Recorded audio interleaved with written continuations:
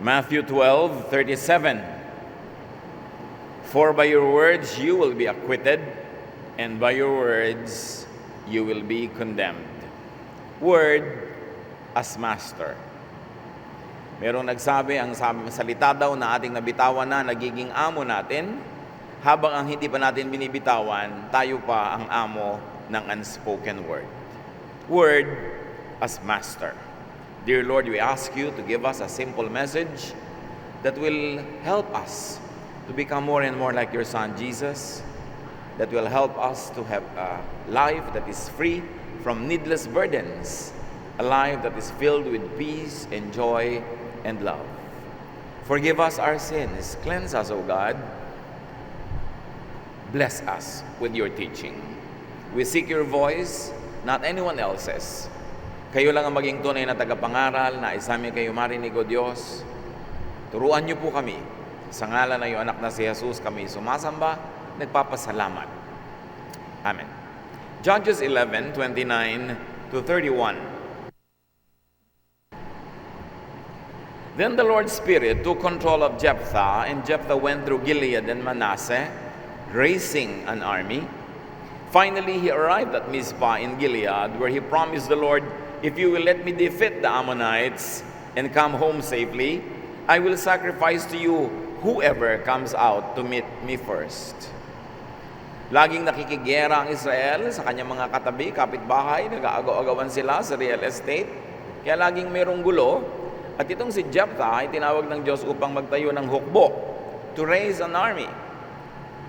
At siya naman ay biglang gumawa ng isang panata. Sabi niya, papanalunin niyo lang po ako. Pag-uwi ko, kung sinong unang sumalubong sa akin, iaalay ko sa inyo. Magiging sacrifice, papatayin at sasakripisyo para sa kanyang panata. There were two main actions here which should be separated by a studious reader. One was raising an army. Obviously, that was inspired by God. And two, making the vow, which is questionable if inspired by God. Napaghahalo kasi yung dalawang magkaibang ginawa, parang parehong Diyos ang may kagustuhan, but it was the raising of an army that was clearly the will of God. It is not clear if the second action was also Spirit-led. Though at this point, it is also not clear kung ayaw yon ng Diyos. Hindi rin clear kung gusto yon ng Diyos. Napakabigat ng ginawa niyang panata. Sino man daw ang unang lumabas sa kanyang bahay para sumalubong, isa-sacrifice. Yung sinasacrifice ay sinasaksak yon, itinatali, tapos sinusunog na parang isang animal sacrifice. Ang sabi, whoever. Sino naman kaya ang lalabas sa una sa kanyang bahay para siya batiin? Judges 11:32-33. From Mizpah, Jephthah attacked the Ammonites, and the Lord helped him defeat them. Jephthah and his army destroyed the 20 towns between Aroer and Minnith, and others as far as Abel Keramim. So the turn of events point to the first action as being anointed.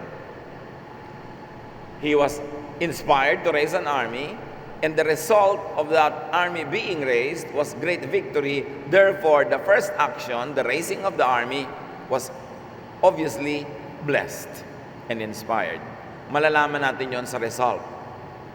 Judges 11:34. Nanalo ang Jephthah, di uuwi na siyempre. Paano ngayon yung pangalawang action niya na meron siyang panata? When Jephthah returned to his home in Mizpah, the first one to meet him was his daughter. She was playing a tambourine and dancing to celebrate his victory, and she was his only child. This victory is going to become a tragedy dahil siya ay namanata na ang sino ang unang lalabas sa kanyang bahay para siya salubungin, pauwi mula sa kanyang tagumpay, ay kanyang iaalay, a burnt offering. Then, the only daughter, wala namang son, the only child actually, came out. Isang dalagita na nagsasasayaw, may hawak pang panderatas o mga tambourines, at natutuwa siya sa pagbalik ng kanyang ama. pero merong panata. Judges 11:35. "Oh no," Jephthah cried. Then he tore his clothes in sorrow and said to his daughter, "I made a sacred promise to the Lord, and I must keep it. Your coming out to meet me has broken my heart." But this Jephthah was the author of his sorrow, and not only to be his only sorrow, but sorrow also of other people. Sabi niya, "Oh no, sumumpa ako, namanata ako ng unang lalabas para sumalubong ay iaalay ko, ikaw ang unang lumabas." Pwede siguro sabihin ng daughter, sino pong in-expect niyong unang lalabas? Si mommy? Baka nga, baka akala si mommy ang unang lalabas. Si daughter ang unang lumabas. Sabi ng iba, ng mga nag-aaral ng history at culture, pwede din daw na hayop ang unang lumabas para mag-greet sa dumarating na amo. Pero kung ikaw ba naman ang amo na nag-iisip ng matino, may tao sa bahay mo, may hayop sa bahay mo, may asawa ka, may anak ka, gagawa ka ng ganong blanket vow, whoever. It was very careless. And the Bible is silent if that vow was honored by God. Quiet naman eh. The human father grieved. What more the Father in heaven? Kung itong taong ito na anak lamang niya sa laman, yung ngayon ay papatayin, ay nalungkot, di lalo naman yung Ama natin sa langit na nalungkot sa ganitong klaseng kwento. And something is wrong with your perception of God if you think God would be glad that He would still carry out His vow in spite of the terrible consequence. This story could misrepresent God if you don't read it correctly.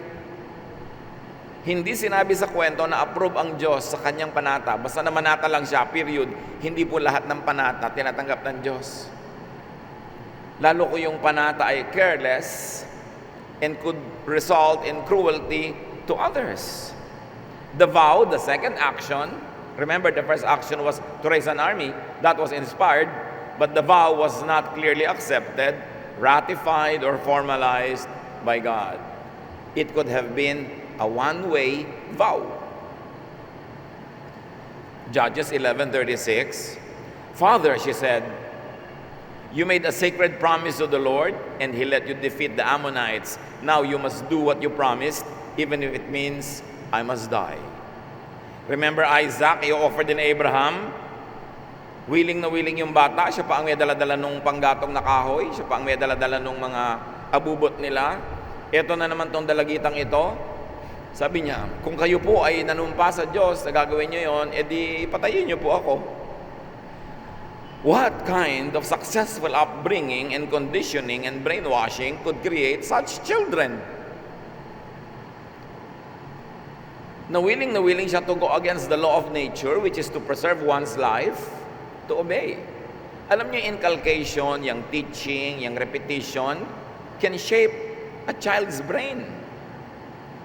At pag lagi natin silang sinabing maging unquestioningly obedient ka, hayan, ganyan na, willing pa. Pag lagi natin silang sinayang na puro po, opo, kahit rapist na, pumapayag pa sila. Ina-abuse na, pumapayag pa sila. Kaya maingat din tayo dapat sa pagtuturo sa mga bata. Kumisan gusto natin silang turuan ng complete and unquestioning obedience. Mabuti ng mabuti, kung kayo lang ang kasama sa mundo, paano kung masasamang tao na yung kasama, hindi sila na-train na tumanggi. And in this case, nakita natin na hindi naman lahat ng magulang ay napagkakatiwalaan sa kanilang mga desisyon sa buhay dahil merong nakakapagpahamak sa sariling anak. So ano nangyari? Success in the battlefield translates into failure and disaster at home. Tapos sasabihin, God's will. Pag in-interpret ito na ganon, pumapangit ang imahe ng Diyos. Nadidistort ang tunay na essence and spirito ng Diyos. Pag binasa nating, wow, ang galing-galing naman ng faith mo, kahit papatayin mo na yung daughter mo, faithful ka pa rin. Wow, ang galing-galing naman ng anak mo, papatayin na, willing pa rin. You mean, gusto yun ng Diyos? Gaano natin kakilala ang Diyos? A careless reading of this kind of stories will lead you to wrong conclusions about God. Judges 11:37 to 39. So pumayag yung bata na siya ikakatayin at susunugin, i-offer. Sabi niya, but first, please let me spend 2 months wandering in the hill country with my friends. We will cry together because I can never get married and have children. It will break your heart. Papayag po ako na ako inyong ialay, pero bigyan niyo muna ako ng 2 buwang palugit. Ako at ang aking mga kaibigang babae ay magpupunta sa lugar-lugar kung saan-saan man. Maybe they'll go to high places, places of prayer. At itatangis, ipagluluksa, iiyak namin ang katotohanang masasawi na ako, mamamatay na ako, hindi na matutuloy ang buhay ko, hindi na ako magkakaasawa, hindi na ako magkakaanak, the end of my life. Verse 38, ang tatay naman, yes, you may have 2 months, Jephthah said. She and some girls left, and for 2 months they wandered in the hill country, crying because she could never get married and have children. Then she went back to her father. He did what he had promised, and she never got married. Ang ganda ng presentation, ibig sabihin, pinatay pa rin. She never got married. Her life was disrupted, discontinued, ended in a sacrifice. The father had 2 months to change his mind. The father had 2 months to go back to God and say, Lord, joke lang po. Lord, nagkamali ako. Anong pagkakakilala mo sa Diyos kung sa palagay mo nagkamali ka, kawawa yung anak mo, nag-iiyak, nagluluksa 2 buwan, and you won't change your mind because of your religious conviction? Religion, when misguided, could be terrible and could make your heart hard and cruel. Maraming cruelty ang ginawa sa ngalan ng Diyos. Ang tanong lang ay, nagustuhan ba yun ng Diyos? Ano ba ang pagkakakilala natin sa Diyos? Mga nagtatakwil ng magulang at anak dahil sa religious conviction. Naghihiwalaya, nagkakagalit ang mga pamilya dahil sa religious memberships. Sa totoo lang, gusto ba yun talaga ng Diyos? Kuminsan, gusto ng mga religious leaders, wala silang pake kahit mawasak-wasak ang mga pamilya, magkahiwa-hiwalay, basta loyal lang sa kanila yung member nila, pero gusto ba talaga yon ng Diyos? Kahit yung mga church activities, nakasabay sa mga national holidays, kasabay sa mga pagtitipon ng mga pamilya, sasabayan ng mga churches, syempre, pipilitin nilang dumalo yung mga member nila. Pero paano yung mga member ng the same family who are not their members? Nagkakahati-hati yung pamilya. Loyalty lang basta sa church, kahit yung pamilya magka-divide. Tapos sasabihin yun ang gusto ng Diyos. Talaga? O gusto lang ng religious leaders? Para hindi mabakante yung mga upuan pag nagpipreach sila, kahit na hati ang puso mo, dahil national holiday, magkakasama ang pamilya, pero meron kayong kasabay na activity, unahin ang Diyos. Talaga? Ibig sabihin ba doon, inuuna mo talaga ang Diyos? Kailangan ba talaga mag-contest yan? Hindi ba pwedeng schedule na lahat na pagbibigyan? There can be a lot of thoughtless policies done by people willingly because they think it pleases God. So, this daughter was killed by her own father, by her father's vow, by her father's conviction. And the Bible ends the story there, silent whether it was meritorious or was a demerit as far as God is concerned. So how can we know God's reaction? You refer to God, to God's character, to God's spirit and essence for guidance. And you will know, every single cell in your body will tell you that God is kind, that God is good, that God is loving, that there is no way that God would be pleased with such needless murder. May mga lesson to agad, kahit maiksi ang kwento mga kapatid. Children could suffer because of their own parents' rashness and carelessness in any area. Kaya dapat maingat ang mga magulang sa mga pasyang ginagawa nila dahil hindi na sila single. Hindi lang sila mayroong partner, meron pa silang child o children na madadawit, madadamay, mapapahamak pag mali ang kanilang desisyon. Hindi dapat nagpapadalos-dalos, nagpapadala sa damdamin, sa bugso ng damdamin, dahil merong mapapahamak. Children could suffer because of their own parents' faith or religion or philosophy. Even now, in many different ways, some parents can kill their sons or daughters because of their personal conviction. Meron pala silang pangarap, yung anak ang masasakripisyo para sa pangarap. Meron pala silang gusto mangyari na hindi nangyari sa buhay nila, yung anak ang kailangang magpatupad nung hindi natupad sa buhay ng magulang. Pero may sariling buhay ang batang ito. At ang ministry ng mga magulang, ipalakihin sila in the best way so that they could be what God meant them to be, not just what we want them to be. And they should never become the collateral damages in our convictions, whether political, religious, or emotional convictions. Children could suffer because of their own parents' unholy or ungodly, albeit religious ideas. Hindi lahat ng religious idea ay godly idea. Kailangan sinasala sa karakter, sa basic and core teachings ng Diyos. Ikukumpara mo, gusto ba talaga ito ng Diyos or not? Children could suffer because of their own parents' ignorance and misconceptions about God. So you refer to God's Spirit, to God's essence, and 1 John 4:8 says, God is love. And anyone who doesn't love others has never known Him. So itatanong mo, is it loving to kill an innocent daughter because of a vow you made? The obvious answer is no. Is it loving to snuff out a life, to discontinue a promising life because you made a vow? Bakit hindi mo isacrifice ang sarili mo total ikaw ang nag-vow? Bakit hindi mo sabihin na pagdaludin nyo lang po ako, isasacrifice ko sarili ko, bakit yung unang sasalubong sa'yo? It means hindi ikaw. Merong nadamay. So napakadaling isipin na hindi kasali sa binless ng Diyos na usapan yung pangalawang part, yung vow. Kasi hindi consistent sa character of God. Ano naman ang mapapala ng Diyos sa may isang dalagitang mamatay na ipanalo na nga yung gera eh. Marami tayong ginagawang sakripisyo kasi akala natin gusto ng Diyos. Diyos ko, sundin mo lang po ang dasal ko, hindi ako kakain ng siyam na Biyernes. Ano naman ang napala ng Diyos kung nagkaroon ka ng ulcer?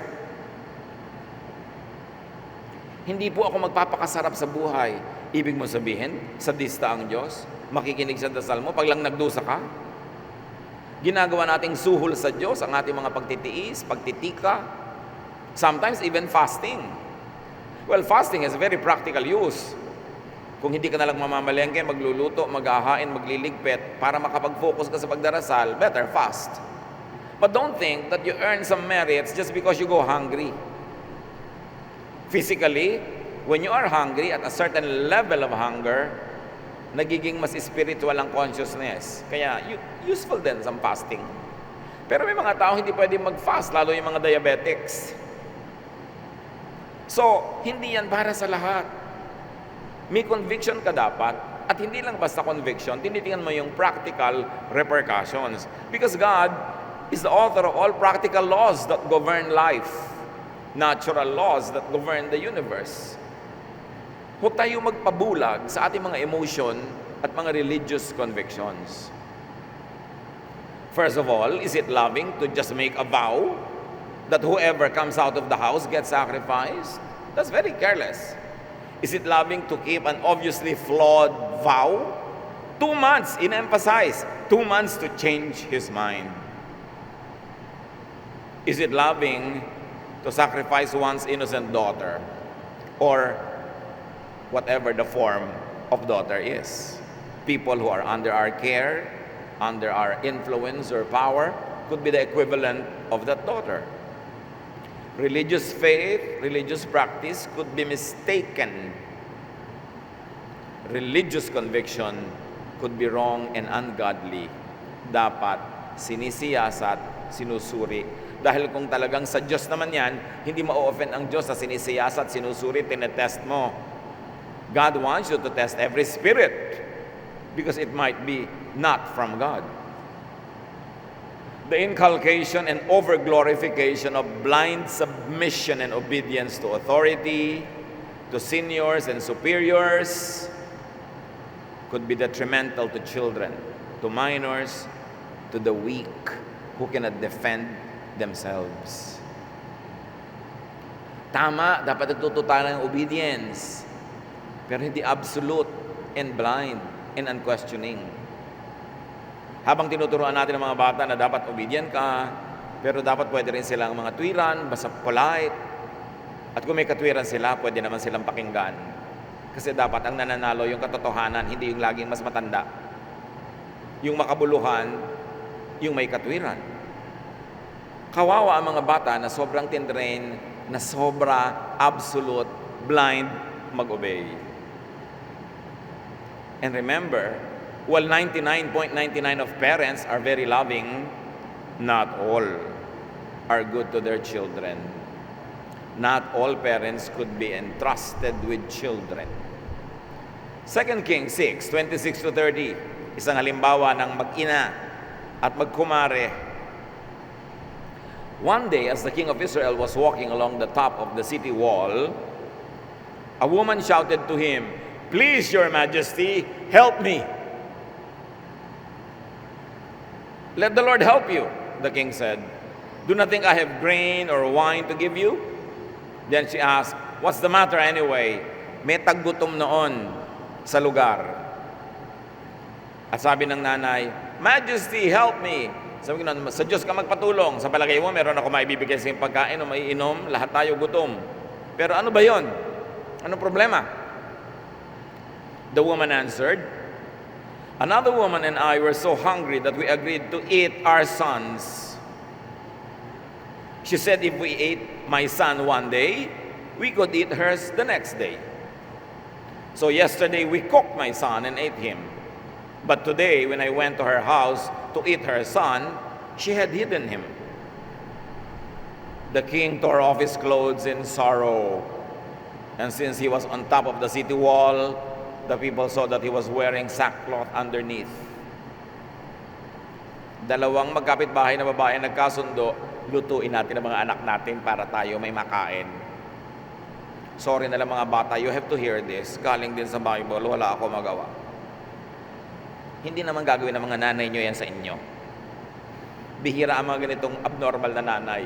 Pero meron. Nagkasundo ang dalawang babaeng gutom na iluto ang kanilang mga anak. So, anak number 1, naluto. Ewan ko anong putahe. Nung nabusog na yung mother number 2, nung kinabukasan, anak na niya iluluto, itinago na niya. Tumino na, hindi na gutom. Alam niyo bang nakakabaliw ang gutom? Nahimasmasan, ay, topo-topo. Sorry na lang, hindi na nangyari. So, isinumbong. Hindi po siya tumapad sa usapan. So, nakita niyo mga kapatid, hindi lahat ng kwento, hindi lahat ng ideya sa Biblia, model na dapat tularan. Selective ka dapat magbasa. Baka mamaya, Lord, bigyan niyo po ako ng guidance how to raise my children. Tapos binuksan mo yung Bible mo, gumagano yung mga pages ko, saan tumuro yung daliri mo, yun ang magiging guide mo. 2 Kings 6, 26-30, anak, takbo na. Ang nanay mo, nagra-Russian roulette sa verses. Kung saan bumukas, yun ang sinasabi sa kanya ng Diyos. Kung bukas bumukas yan sa, and si Noah, pinagawa ng ark. Naku, pagod kayong mag-anak, gagawa kayo ng ark. Ang daming taong mahilig magbasa ng Biblia, pero hindi marunong magbasa.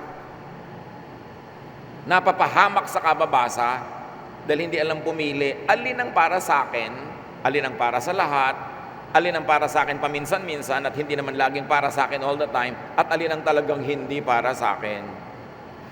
Maraming ganon. Kung ano na lang mabuksan, yun ang sabi ng God sa akin. Talaga kinausap ka ng Diyos? Nagtuturo ka lang ng verses dyan? Sinabi sa'yo ng Diyos, yun ang gagawin mo? Maraming ganon. At maraming nauuto yung ganun. Alam nyo, sabi sa akin ng Diyos, papautangin nyo ako. Buti pa nga, pautang. Yung iba, alam mo, sabi sa akin ng Diyos, bibigyan mo ako. Sabi, sinabi pala ng Diyos sa'yo, di dapat sa akin din sinabi dahil ako yung magbibigay. Bakit naman ikaw ang kinausap, ako itong magagastosan? Huwag kayo nagpapapaniwala sa mga sabi ng Diyos na ganon, ang daming ganon. Ito na naman, may vow. Ito pinag-usapan, lulutuin yung mga anak nila. Ezekiel 5:10, another book. Therefore in your midst, parents will eat their children. Bala.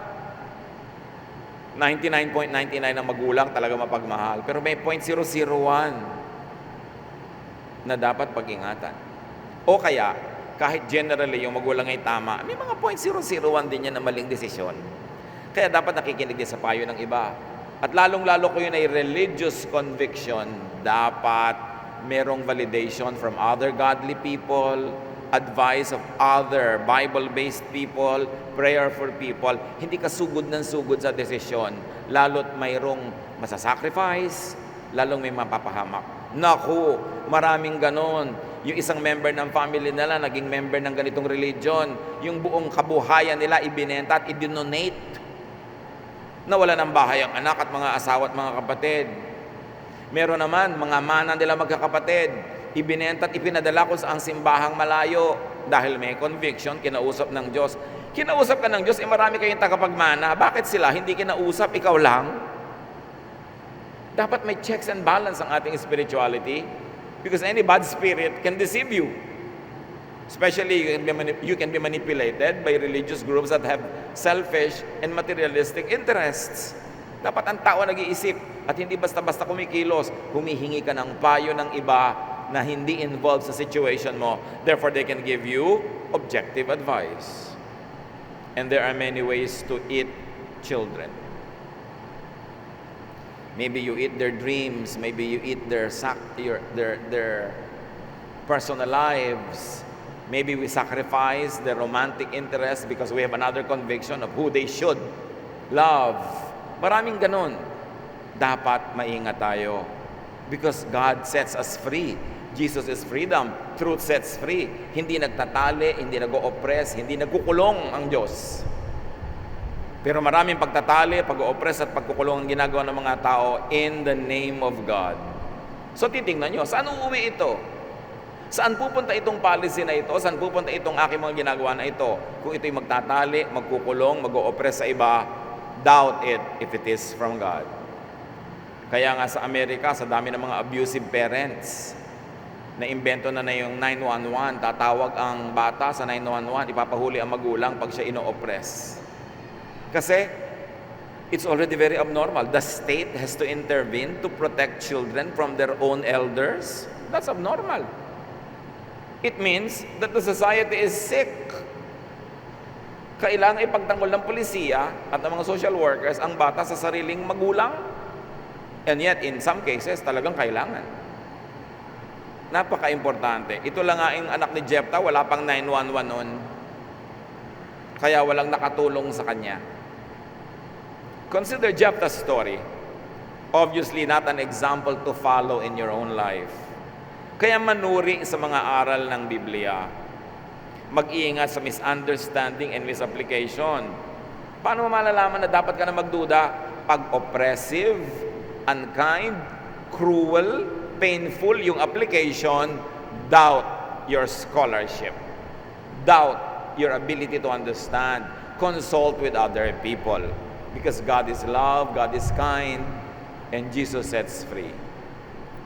Children need protection from abusive and destructive and abnormal parents or elders, especially from abnormal and abusive religious practice. Colossians 3:21. Parents, don't be hard on your children. If you are, they might give up. Isang paalala, don't pressure them. Dapat nating idine-deliver sa Diyos ang bawat batang ipinagkakatiwala sa atin in the best possible state so that they could pursue the life that God designed for them. But we are not going to dictate every bit of that life because we are only custodians. God, after all, is the real parent of every child. In a religious way, do not rush into and do not carelessly make commitments, vows, promises, pledges, especially those that could involve other persons. Kung pamilya kayo, bago mag-pledge sa isang project, be it a church project, a religious project, a political project, consult with everyone concerned. Kasi hindi ka nabubuhay para sa sarili lamang. Halimbawa, sa Biblia, malinaw, ayaw ng Biblia na tayo napapasubo. Ayaw niyang napapatali tayo sa mga commitment na nakakapigil ng ating kalayaan at nagbibigay sa atin ng alalahanin. Proverbs 22 verse 6, don't guarantee to pay someone else's debt. Yan lang. Huwag kang magiging garantor kasi matatali ka. At may example pa sa Proverbs 6, 1-5. My child, suppose you agree to pay the debt of someone who cannot repay a loan. Then you are trapped by your own words. And you are now in the power of someone else. Here is what you should do. Go and beg for permission to call off the agreement. Do this before you fall asleep or even get sleepy. Save yourself, just as a deer or a bird tries to escape from a hunter. Pag mayroong usang-usa, isang ibon na nasilo ng kung anumang mga patibong, anumang mga traps, magpipiglas yan, magkakakawag, gagawin ang lahat para lumaya. Sabi nitong Proverbs, yan ang gawin mo kung nagkamali ka na nag-guarantee sa utang ng may utang. At kung hindi yun makabayad, edi ikaw magbabayad. At kahit hindi pa oras ang pagbabayad niya, kakabaka-baka ka. Baka hindi siya makabayad, ikaw ang mapapahamak. Etong gawin mo kung nagkaroon ka ng ganyang pagkakamali, umatras ka. Kumawala ka sa kasunduan kasi hindi ka dapat matrap by your own words. Kaya maingat tayo mga kapatid sa words. Itong si Jephthah nag-vow. Pag pumirma ka sa isang guarantee, words din yun. Yung pirma mo, words yun. Pag-ingatan, yung mga sumpa, yung mga pangako, kailangan hindi yan pinagbibitawan unless pinag-isipan and absolutely necessary. Ecclesiastes 5:2, don't talk before you think or make promises to God without thinking them through. God is in heaven, you are on earth, so don't talk too much. Sabi, huwag kang masyadong masalita, lalo sa harap ng Diyos. Huwag kang gawa ng mga pangako. Pagalingin nyo lang po ako, ganitong gagawin. Napakarami nang nangako magpapagawa ng building para sa church. Pag yumaman, nung yumaman, nagpagawa ng sarili niyang building. Napakarami ng ganyan mga sumpa, mga panata. Sabi, mag-ingat-ingat kayo. Pag nakikipag-usap kayo sa Diyos, huwag kayong masyadong masalita. Nasa langit siya, igalang nyo. Hindi siya katulad ng kapwa-tao mo lang, daldal ka ng daldal kahit hindi ka serious. Pag nanumpa ka sa Diyos, tuparin mo. Ngayon, kung natatakot ka, na baka kung ano yung maisumpa mo, pag-isipan mong mabuti bago ka mag-vow. Huwag kang gawa ng mga panata. James 1:19, my dear friends, you should be quick to listen and slow to speak or get angry. Dapat doble-doble pakikinig bago magsalita. You are the master of your unspoken words and slave of those you should have not spoken but have spoken. Pag sinabi mo na siya na ang amo, kailangan tuparin mo na. At kung nasabi mo mistakenly, tinuro na ng Proverbs, magmakaawa ka, gumawa ka ng paraan, magbayad ka ng multa, pero kung mawala ka sa commitment mo na hindi dapat. Yung iba, ang dali-dali magpakasal. Tapos ang hirap-hirap naman na magpatanggal ng kasal na yan. Lagi nilang kasal ang solusyon. Hindi solusyon yon. Napapatali ka lang lalo at kung hindi naman talaga ukol, kakawala ka rin lang in a bloody and expensive way. Don't get more committed when you already got into any commitment that you did not like. Ang isang pagkakamali ay hindi pwedeng ituwid ng pagkakamali na naman. At ang gusto ng Diyos, malaya tayo. Yung hindi pa mabigat ang loob na ako, may utang ko kay ganun, meron ako dapat bayaran, meron akong pinanagutan, may pangako ako, mahirap dalhin yun. At ang gusto ng Diyos, malaya tayo. Make only the most necessary, minimum commitments. Less words means more power and more control on your part. More words means less control and less power. Mga kapatid, mag-ingat. Beware of and be careful with religious and emotional conviction. When we are very emotional about something, magpalipas muna ng oras, araw, linggo, buwan, bago mag-commit. Kasi pwedeng maiba ang iyong emosyon, pero nakakommit ka na, nakapirma ka na, nag-pledge ka na, paano ka aatras? Balance your faith with reason. Ayaw ng Diyos ng blind faith because God is light. Ayaw niya ng darkness. Ayaw niya ng faith na nakakatali at nakakakulong because truth sets free. Ayaw niya na merong nagdurusa at nahihirapan na hindi naman dapat dahil sa religious conviction because Jesus wants us to rest. Jesus wants us to have peace. How much do we know God? When we misread the Bible, when we misinterpret the Bible, we will have a wrong image of God. A God who is unkind, a God who is unreasonable, a God who is oppressive. God is not any of that. Dapat din nating palayain ang imahe ng Diyos sa mga imahe na ginawa ng maraming theologies and theologians. Mga maling imahe ng Diyos na isiniksik sa ating utak at nabuo na doon. Akala natin gano'n ang Diyos. Mabait ang Diyos. Infinitely kinder than we can ever imagine. So do not do any act of unkindness towards others or yourself in the name of God because that will not honor God. God loves us and God wants us to be free and to be rested and restful. Ama namin, turuan niyo po kami kung paano i-apply ang kwento ni Jephthah at tungkol dito sa mga pledges na ito, tungkol sa mga magulang na pwedeng magpahamak sa anak, paano namin i-apply ito sa aming buhay. Teach us, O God. Magbulay-bulay tayo mga kapatid. Angkinin ang mga aral sa araw na ito, paturo sa Espiritu ng Diyos kung paano natin ito ilalapat sa ating mga buhay. Lord, as your people bow before you, give us the wisdom to process all of this and to give us the wisdom also to apply this in our lives. Let's be alone with the Lord and make personal applications to this study.